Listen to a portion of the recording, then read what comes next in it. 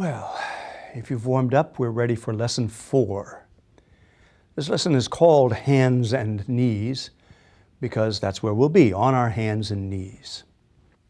What we're trying for here is to strengthen your arms and shoulders and wrists and elbows and fingers so that they can bear weight. You want to carry your weight on your hands and arms. All right. So if you're ready, you set one foot back so that the edge of the foot touches the leg of the chair. Bring your hands inside your knees. Make sure your knees are nice and wide. We're going to go down to the floor. And then you reach forward and ease down on the floor without a bump. Okay. So here you are on your hands and knees. Start by just getting familiar with the feeling of carrying your weight on your arms and hands. Feel how the weight carries down through your arm, into your wrist, into the floor. Feel the floor with your fingertips.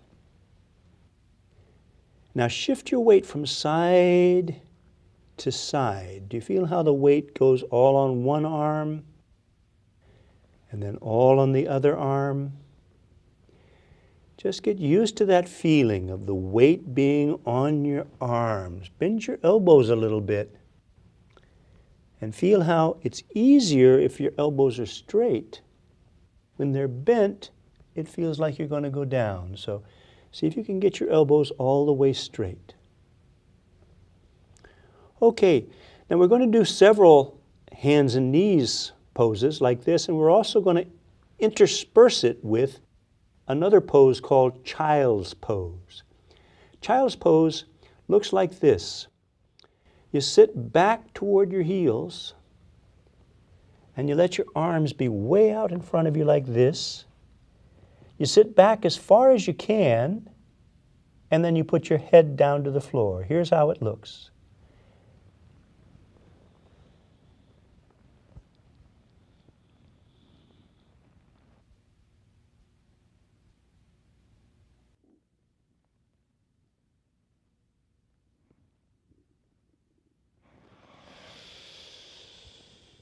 Okay, that's the child's pose.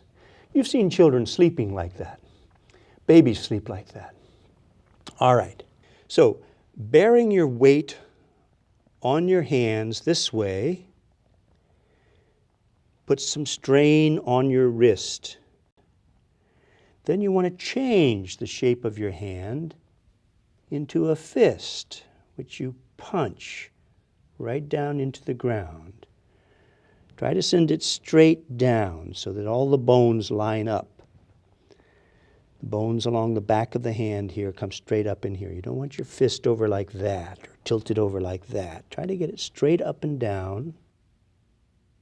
The other side the same way. Make a fist, press it into the floor, lean your weight forward until your weight is on both hands, both arms, and then wobble from side to side. Feel the weight going down through your wrist and hand and up through your elbow. When you put weight on your bones this way, you actually make them stronger. Good. If you're strong enough, you could even pick up one fist for a moment. Put all the weight on this side. Then put that down. Shift your weight over and put all the weight on this side. Good. And now your hands have gotten a little tired, your arms a little tired, so we rest by going back into the child's pose. Remember, drop back, leave your arms way out in front. Here we go.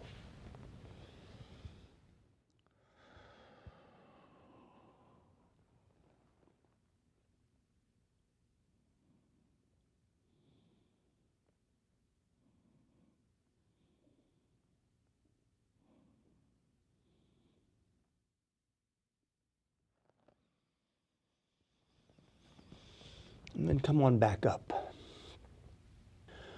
All right, again, feel the weight on your shoulders. And bring your hand up so that your weight is on your fingertips this time. And then ease the weight onto the fingertips, all 5 fingertips, holding some of your weight. Okay? Adjust your hand until it feels comfortable. If you have a lot of arthritis in your hand, you want to go easy with this one. All right. Now, if you've got really bad arthritis, you may want to do this closer to your body, back here, so there's not very much weight on your hands. That's right. And try to get your hands up tall like this, a nice tall stance. Not down like this, where your knuckles bend back. Up tall, like that. If you're strong enough, you can put these out here and put some weight on your fingers. Feel that weight in your fingers. Shift a little from side to side. Just feel how if you put the weight on all the fingers, they can carry it. And then to rest again, we drop back into the child's pose. Let your forehead come all the way to the ground if you can, and notice how much of a stretch you get in your shoulder. Okay, hands way out in front. Leave them out in front. And then sit way back on your heels.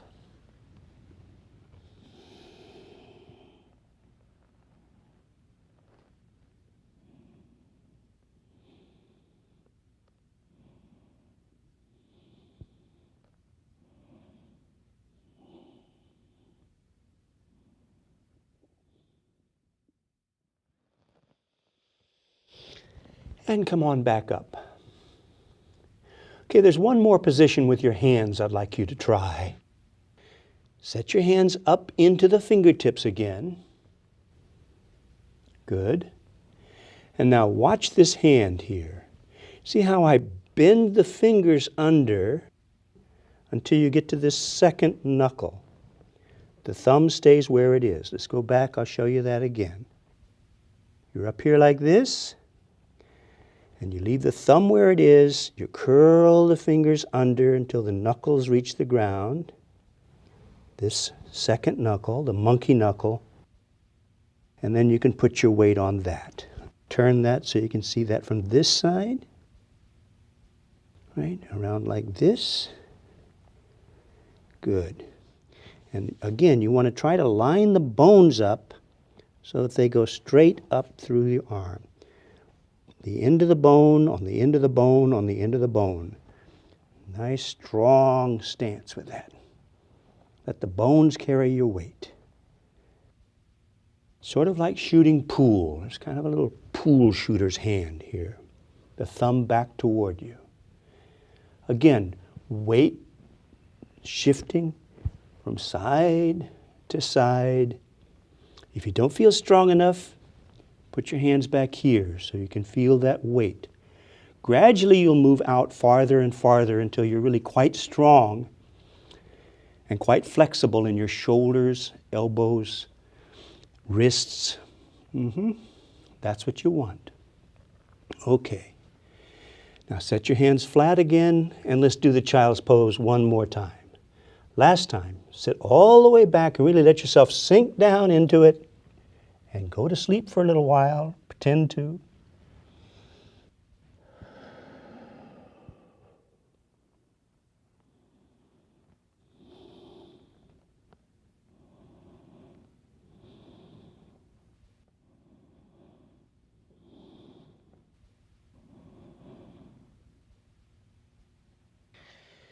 And come on back up.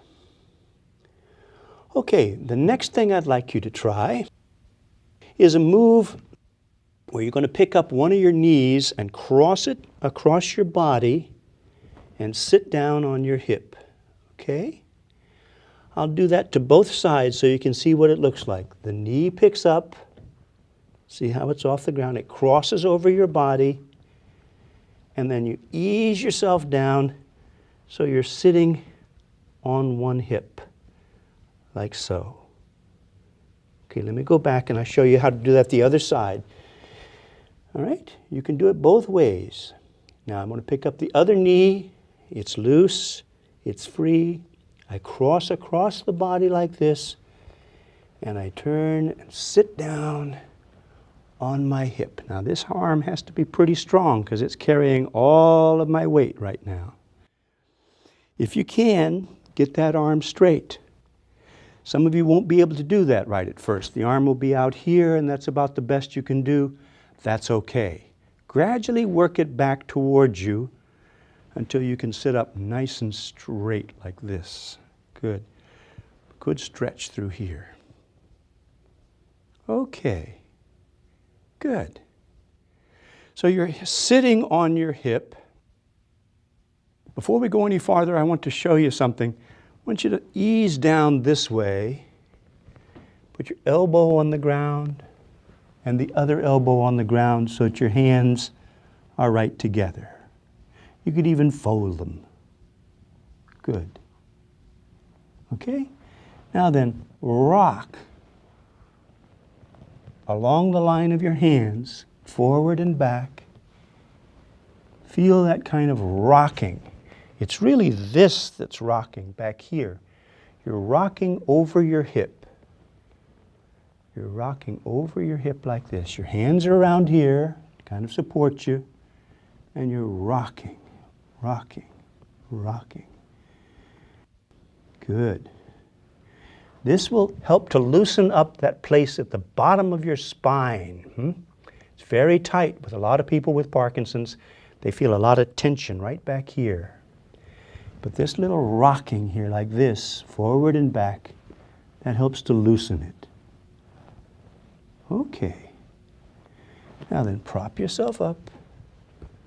Good. Come all the way to here.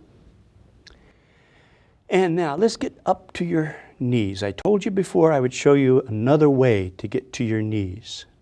Now some people are flexible enough in their knees that they can put both hands over here and just push themselves up onto their knees like this, and then come up to their hands and knees so. That's perfectly all right. That's about the easiest way. But a lot of people don't have that big a bend in their knee. Their knee is more out like this. So it doesn't feel like they can do that, and it hurts too much at the knee. Here's another way to do this. Put this foot up like this. Bring it quite close to the front of your shin here. Put your weight on both hands. See where your foot is there? Now, you're going to put your backside up in the air, the same way you did to the chair, only your hands up aren't on the chair. Watch how I do this. Backside goes up, and I put my knees down. See how easy that is? It's the same kind of move that you did when you stood up from the chair. I'll go down and you can see how that works again. You're sitting on your hip, and you say, oh my, I've got to get to my hands and knees. Put one foot up, pull the heel in close to your shin like this. Put both hands on the ground. Now remember, you're going to have to put some weight on them, so you want to make them nice and strong. And then you're going to put your backside in the air. Here you go. And a 1, and a 2, and a 3. Backside up, and knees down. Excellent. Excellent. All right. So, you've begun to make a lot of strength in your hands and arms. The point about that is when a person goes to the floor unexpectedly, right? In other words, when you fall, most often you'll land on your side like this, with your hands, if you're lucky, out here to help you, and break your fall. Take some of the weight in your hands and arms, and then you can just lie down on your side.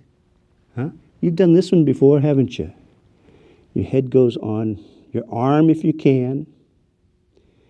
If you can't, you want your head to be on the floor, nice and soft. Let me show you how that looks. You're out here like this. See if you can get your head down to the floor.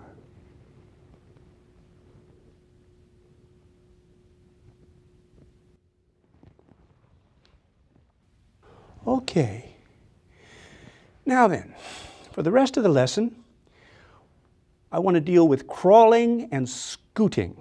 There are two ways of making locomotion, getting around on the floor without getting up. Now, it may happen that you need to go some distance to get to the chair. Or you may be down and you just don't feel strong enough to stand up yet. And you want to crawl into the bedroom, or you want to crawl over to, the wall on the sidewalk there where you can use the wall to help yourself up. Let's go to our knees and we'll work on crawling and scooting. Okay. Remember, one foot up and backside in the air and put your knees down. Okay. Now then, for crawling, the thing that's going to happen is your hands are going to get tired when you crawl. You want to crawl nice and slow like a big old bear. Really slow. Good. And you can turn when you crawl, and if your wrists get sore, you change the shape of your hand and wrist to a fist. And turn around, and you crawl again. Hand, knee, hand, knee. Go slow. A lot of times you'll see people with Parkinson's trying to crawl, and it looks like this. That's not right. It want to be slow. Knee, hand, knee. Just feel each movement, each part of the movement. Knee, hand. And then you can change the shape again into fingertips. And now you've sort of got it down. You go hand, knee, hand, knee, hand, knee, hand, knee. That's good. Or you can go knuckle, knuckle, knuckle, knee, knuckle, knee, knuckle, knee, knuckle. All right. Now, you want to get used to crawling around on the floor. You can get down with the grandkids and play on the floor. Crawl around. They'll love it. And your hands and arms and shoulders will get stronger. The bones will stay strong. And when you have to go to the floor suddenly, you're less likely to get an injury in your wrist or your elbow or your shoulder because you've practiced on that. There's another way to get around on the floor. And this is sometimes considered a little silly, but it works. You go onto your backside, like so. Put your hands a little behind you, your feet out in front. Pick your backside up and move it. And then move your hands and feet. Backside, hands and feet. Backside, hands and feet. Now you can go forward, you can go backward. Backside, feet and hands. Backside, feet and hands. See? Just scoot. You can turn like so. Yeah. Now all of that is working on the strength of the muscles around your shoulder. That's what you want, that ability to push down hard enough to get your backside all the way up off the floor. Good. You'll get better at that as time goes on. All right, so now let's get back to our hands and knees. Just lay over onto this hip sit position. Okay. Set one foot like so. And then, remember, backside up in the air and then come down on your knees. So put a lot of weight on your hands, backside in the air and come down on your knees. Okay, all right, good for you. Try a crawl now over to the chair, nice and slow. Remember, get close to the chair. Get right up to it. That's good. Then set your hands nice and strong on the chair. All right, one foot up to the outside. Flat. And And now, what's going to happen? Backside goes up, head goes down. Backside up, head down, and you set your feet in this T position. There you are. Now, only when your feet are firmly planted do you shift your weight back to your feet, feel the weight there, and then turn loose of the chair and stand up. Okay. And turn around, ease down into the chair, and get comfortable. That's the end of lesson 4. You always want to finish your lesson with something in voicing, something in speech. Let's try a few yawns. And maybe we'll do our emotional masks, the clown masks again. Let's do a real sad face. Yeah.